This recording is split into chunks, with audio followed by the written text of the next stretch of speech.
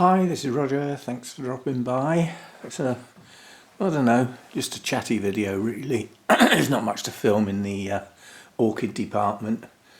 Actually, that's probably not true. There's plenty of things I could film. The bother factor has kicked in, I'm afraid. It's getting quite late in the afternoon and I just don't fancy doing anything, that involves too much moving stuff around really. I've spent a lot of today doing research.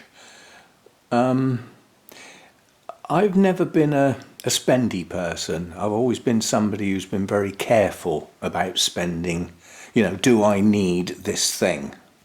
Whatever it is, whether it's a new pair of shoes or a coat, or another car or whatever. I've never been a spendy person, and I won't spend any money without doing a good look round first to see what's available, what people think of what is available, what I think I can afford, all that sort of stuff. I'm sure you all do the same sort of thing, unless you've got money coming out your ear holes, in which case it probably doesn't matter. But this is a very morbid thought, but it did kick in this morning. Once you get to a certain age, you start to think, well, how long have I got? And that's unpredictable. You get hit by a bus tomorrow, not even see it coming. But, under normal circumstances, the wear and tear kicks in, mobility starts slowing up. All these things we are destined to have to put up with in one shape or another. As I said, unless we get hit by the bus, metaphorically speaking. And I sort of thought, well, I've put all my eggs in one basket coming to this place. I've taken on something that I can't really afford, and I'm dipping into my, inheritance money to top it up every month. And if after I've gone there's any left, it goes to my 3 offspring. But it dawned on me that, 80's a good age, isn't it? 85's probably very good. So why am I penny pinching? Because I worked it out that at the rate of use, I've got, a good 20 years, which would take me, up over the 90 point. And, I'll have done very well if I get that far. But garden.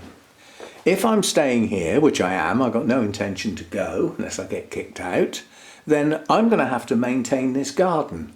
Why am I fannying around, basically? When I watched the guy next door do that hedge, he whizzed along there in about 10 minutes. So I've ordered a hedge trimmer on a long pole that's adjustable at different angles. I can now whiz along there with a hedge trimmer. Any big bits sticking out, like you can see stumps of where big bits were, will have to be done with the tool I've already got, which is a cutter on a long pole. So, let's get the tools for the job, basically. And thinking about clearing this lot up. There are rose prunings and brambles in there. So I've ordered a proper pair of garden gloves. Somebody did say if you're going to deal with that pyracantha, you'll need some welders. I think the expression was you'll need welders' gloves to stop those thorns getting through. Well, if you're dealing with something with thorns on, you don't tend to grab hold of it very hard, do you?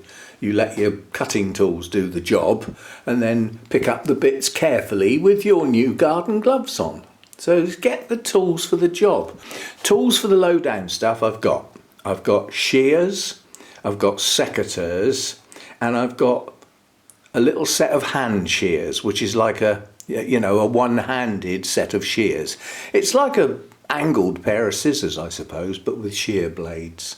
So let's get the tools for the job. Now, I don't need spades and garden forks and things for planting stuff, because I've probably got no intentions of actually planting much more in this garden than is already here. Mainly because I can't take anything out, it doesn't belong to me. I can only tidy, if you know what I mean. And, when everything's in full growth, and my plans for cutting certain things back hard to leave room for other things to grow, the gaps will get filled in, you know, so I don't plan on planting much. My biggest annoyance here, quite honestly, is these gravel beds. They've been here a long time. Now they have got a membrane underneath to stop the weeds growing, but it's over time you get sediment builds up under the stones and above the membrane, and that's more than enough to allow weeds to germinate. Yeah, it stops them coming through from underneath. Well, all that lot will long since be dead, but it doesn't stop things germinating on the top. So that's going to be a constant thing that I'm going to have to take care of, is keeping those gravel beds weeded. And yeah, so yeah, get the tools for the job. When next door has his gardening bloke round, he's going to ask him to poke his nose round here, and I'll get him to look at those 2 giant laurel bushes and give me a quote as a one-off to take those down and get rid of the stuff, because that's the biggie. And that, you know, okay, if he's got the right tools and everything, it's only going to take him an hour, a couple of hours at the most, and that's that big job done. And again, why penny pinch and struggle, you know, when there's somebody there? And then we can get at that lot and blah, blah, blah. So, yeah, stop penny pinching, Roger, and get the tools to do the job.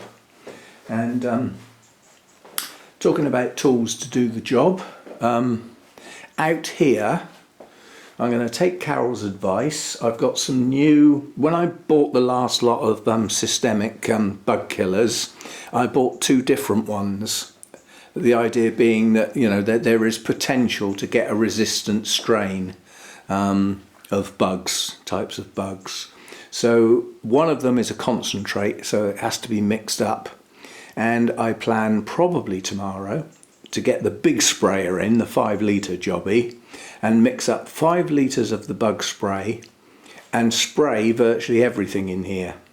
Now, I don't plan on picking it all up and spraying it. I'm going to spray it where it is, and that'll have to do, because it's too big a job to do each plant individually.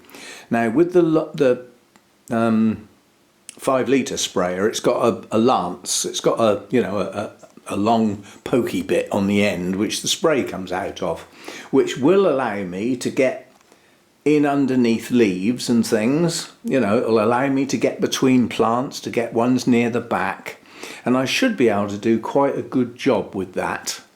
And 5 litres in theory may do the whole place in one go, and if it doesn't, we'll mix up another lot. But I've sort of come to the conclusion, rather than work out which plants need it and which plants don't, the safest option is to do the lot.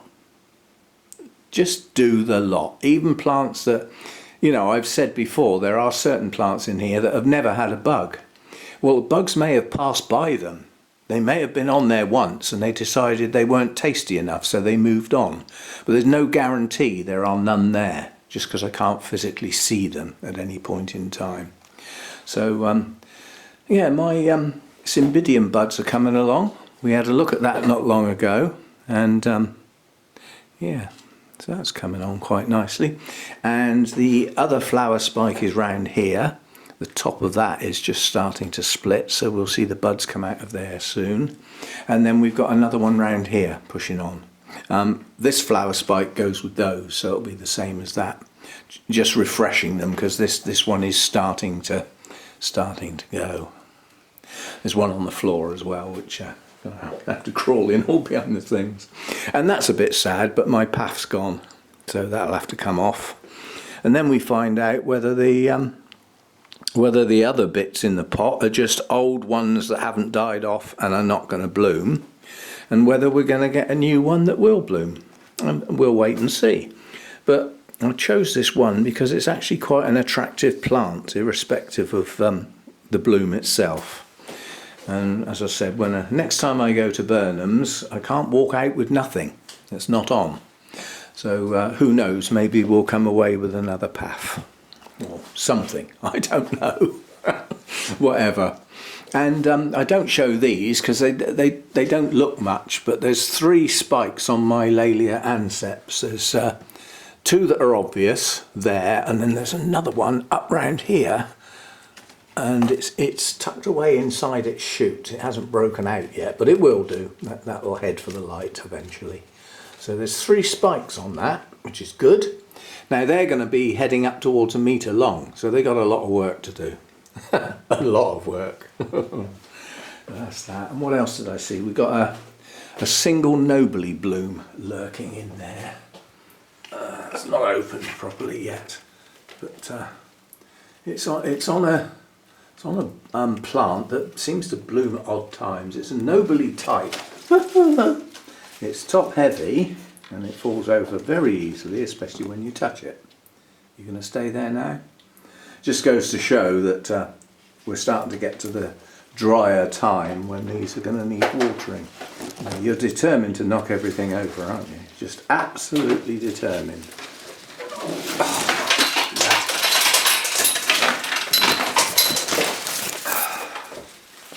Get on the floor. These plants sometimes are just, you sort of stop and think to yourself, are they actually worth it when they... I mean, look at the size of this thing that I'm trying to stand up now. The only way that can stand up is to lean against the side. And then this one, again, leans up against that one. And the one that's on the floor is not going back up there, because that's just knocked 4 plants over. So it's on the floor and I will deal with it in a minute. It's in the doghouse, basically. What it needs is like a big clay pot or something to stand in to stop it toppling, because it will not stop toppling now. It has to lean against something or it won't stand up. It's got to that stage now. So we'll do some work with that in a minute. Sorry about the language, but that could have been a lot worse. I only had the one hand, that was the problem, because the camera's in the other hand. Oh, and this is opening up a bit better since the last time we looked. This is the tiny little Oncidium species, Cherophorum, sorry. Very, very tiny little blooms. I mean, that's my fingernail there. They are that size. I'd say they're less than 1 centimetre across. And the spikes on these can be a lot more productive than that. They can be longer with many more buds and blooms on the branches. But we've got 3 spikes on there, so it's doing okay. Yes, so my idea is to you get the right tools to look after this garden and make the job easy. And by making it easy, it makes it pleasurable, doesn't it? If you think about it, it also takes away that niggle where you look at the job and think, actually, I don't want to do that today. I'll get on with that tomorrow. And it goes on and doesn't get done. It's like this huge pile out here. I've got my bag holder. I should be getting on with it, shouldn't I? But I know there's prickly things in there. It's also soaking wet. We've had rain every day now for quite a while. And that's how it's going to carry on. There's rain forecast on most days this week. Just very mild, I've known years where we've had hard frosts at the end of October. No sign of any cold weather. Well, not here anyway. But yeah, wait for the gloves to arrive. I ordered them, only a few hours ago from Amazon. I've got a deal on Amazon at the moment. I ordered something first thing this morning. That was the long pole hedge trimmer. And they said, you've got so long to use up your special offer, which is free postage without having to have Prime. Because I've been caught by Prime once. They charged me when I backed out. You get a free trial. I thought, well, we'll have that and get some free postage. Have a look at some of the films, and then I backed out and still got charged, so we had to have a wrangle. We don't like all that. But yeah, those gloves were dispatched and they're going to arrive hopefully tomorrow. And once I've got my gloves, I've got the bags and I've got my bag holder, that job becomes easy, doesn't it? Picking that up with gloves on, plonking it in the bag. Yeah. So that's my plan, is to just take away the worries. It's like this area here, trying to get up there and trim that back. It was going to either be one twig at a time with the cutter tool, which will reach it from the ground, or try and get up on the steps. And as soon as you say get up on the steps, you're starting to look at, that's not safe, not on your own, on unlevel ground. So take away the worry, get the right tools for the job. So that's what we've done. And if we don't get the gardener to take that laurel tree down, I have actually got the right tools for the job. I just don't fancy the job. I mean, it's there are some thick branches in there. The trunk of that particular laurel bush is about 6 inches. It's a tree, basically, and it needs to come off down near the ground. So that's a wood saw. You know, that's a proper saw to do that. And then once it's down on the ground, I have to move everything out the way so that it falls into the garden. Then I can cut all the side branches off. And then once the side branches are off, I can hold them and trim them with the secateurs while holding them over where the pile goes. And I end up with a pile of cuttings that can then be bagged up. So we'll get there. We'll get there. But, yeah, it got to the point today where it was too late in the day to do the spraying, because I'd been spending all my money, you know, on the laptop this morning.